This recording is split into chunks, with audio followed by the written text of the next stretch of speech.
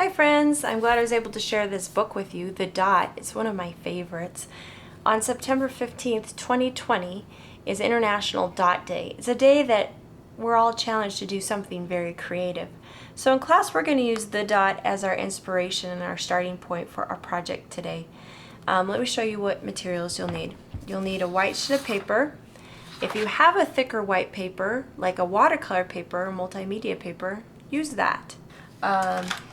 Markers, a pencil, and then something to trace that is round, like a plate, that would fit on your paper. Okay, so go ahead, get your supplies, and let's get started.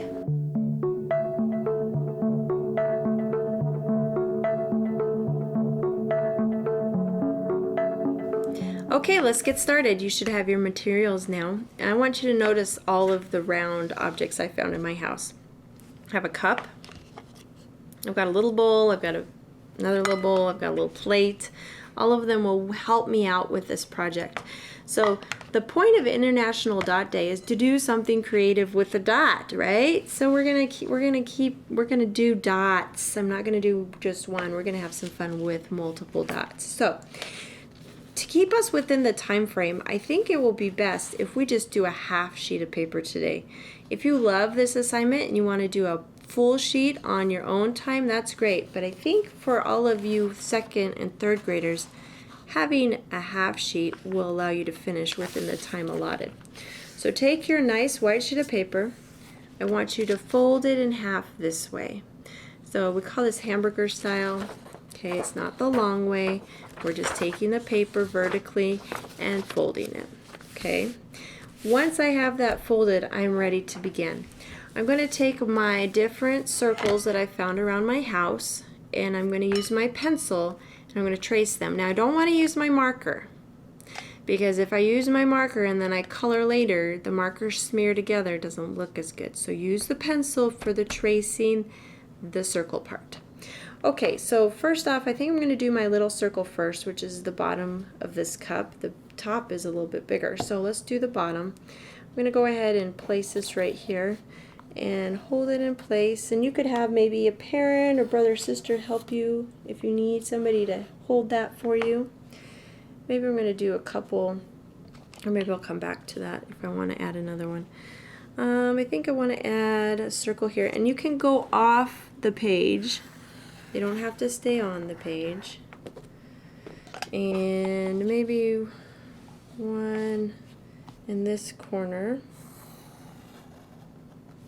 And then maybe I want to come and use the other side of the cup and add one here. And I like how they're overlapping. Now I don't want too many because we're going to have to color this. So if I do a ton of them, you're going to be like, oh, Miss Van, this is so much work. So I'm just going to fill it until it feels like, okay, that's good. I don't want to put too many in. Okay, now I have this plate here, and I thought this might be fun just to divide up the space. So obviously it's too big. I'm going to put it off to the corner and just do a line here just to break it up a little bit more. And maybe one over here. Okay. Yeah, that's plenty. We don't need any more than that. So I'm going to take my circles, I'm going to put them over here, off to the side, and I'm going to get my markers out. Now, you may be using color pencils or crayons at home, and that's okay. But whenever I use markers, I like to have a scratch piece of paper underneath my circles, because I tend to go off my page, which I think most of you might do too. So I put my scrap paper under, I put my paper on top, and I'm going to use my best coloring method to color in these shapes that I've just made with my dots, my different size dots from my bowl and my cup and my plate. So you'll notice that when I color, I'm not scribbling at all. I'm really trying to make it look nice. So the first thing I do is I trace my shape, and then I just go in one direction and fill that all in, okay?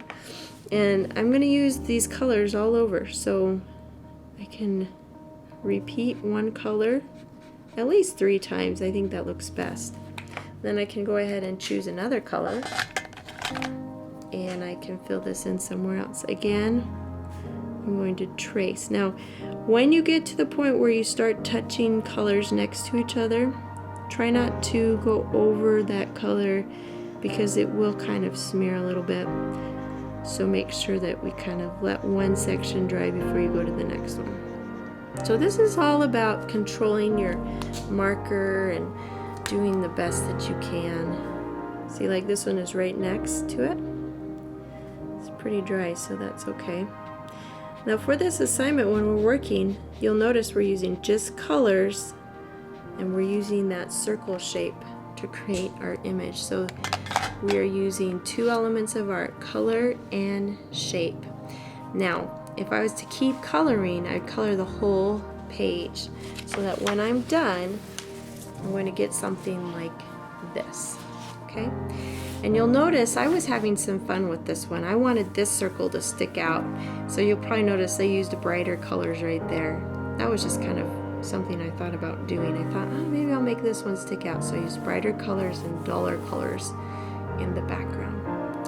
Okay, I hope you have fun. Don't forget to take a photo of it and send it to me on the blue Turn in Artwork button in Canvas.